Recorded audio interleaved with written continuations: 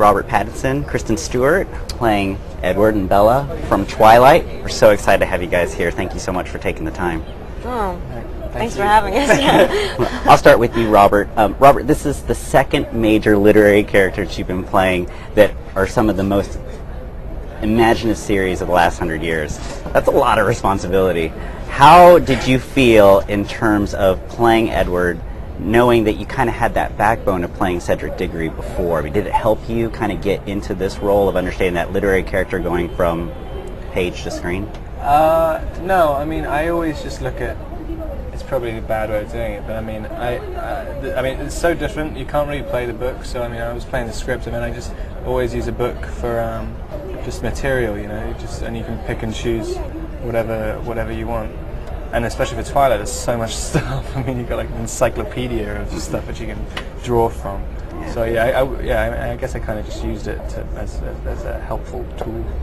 I had heard that you'd actually taken some time and kind of put yourself away for a while to kind of feel that sense of loneliness and that sense of being on your own. And do you think that that helped you kind of get prepared prior to starting? Yeah, definitely. I mean, yeah, it did. It really did. I mean, I had to change. Like, I mean, I had a very, very strict idea of how I wanted to play it, and it changed pretty much on the first shot, on the first day, like to almost the polar opposite. Like, but yeah, I mean, I guess I mean, whenever you put a bit of effort into anything, it always ends up being a little bit better. Yeah. I hope. And Kristen, with you, what was it about this character that attracted you when you first read that script? Well, I mean, it's definitely like a desirable character to play. She's a sort of average girl that gets swept into something that is sort of unimaginable for her.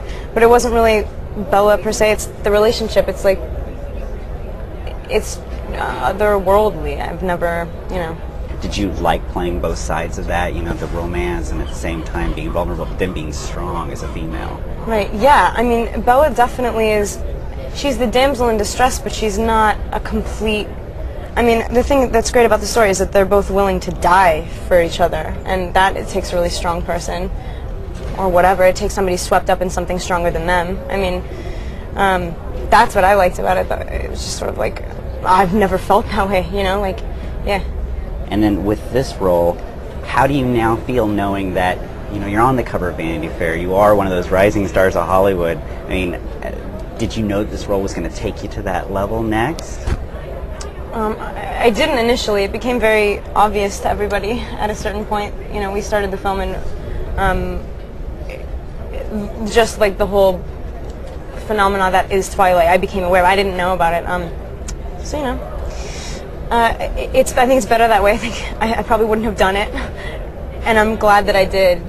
I'm really glad that I did. Yeah. Robert, the vampires of Twilight are not your typical coffin-sleeping, garlic-loathing type of vampire. There's a certain depth and variety to it. How did you develop your own vampiric qualities when you were getting in this role of Twilight? I don't know. I mean, I preferred seeing vampirism as a kind of incurable disease rather than just... you just are a vampire. I mean, I just abandon all cliche and just go on what the facts of what their characteristics are. I mean, you're 1,000 times stronger and faster than a human being. You live forever, and you have a constant desire to feed on humans' blood. And I guess I just sort of thought, like, well, okay, well, if you're just a normal guy, and then suddenly something happens, someone bites you, and you end up like that, like how would you live? And I guess there are some certain physical things as well to look stronger and faster, whatever. But at the same time, I mean, if they're moving around at light speed all the time, then people would notice. And I thought about like straining, like looking strained when you're trying to move like a normal human being, because if you could get from here to there in a second, you wouldn't just walk. So I tried to do little things like that. How about Catherine Hardwicke as the director there? I mean, she had done 13 and Lords of Dogtown, and now she was taking her cues with Twilight. Catherine did for me. I mean, I had a tendency with Edward just to keep going darker and darker and darker, and like really, just thinking how, just kind of, when Bella comes into his life, he was just so emotionally like stagnant and fossilized, that I was thinking initially when she came in, he would just kind of go crazy, and it's just that your emotion. I mean, if you haven't really felt anything for 80 years, and then suddenly you're feeling everything again, like 100 times more than you would under normal circumstances. I mean, I just thought that he would be so desperate all the time, and obviously, like watching somebody desperate, like suicidal all the time, it's not. So Catherine helped just lighten it up like a bit, because he is kind of light in the book, like really. I just kept saying him. I know. I just have to have a tendency to make him more depressed, and so Catherine kind of helped with that. Stay away from that. What do you think Robert brought to the role that added that certain character of making Edward that much more human or that much more intense? You just totally explained it.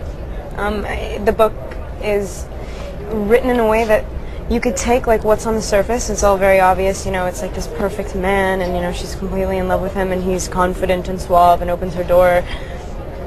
But if you look at their circumstance, this does not facilitate happy people.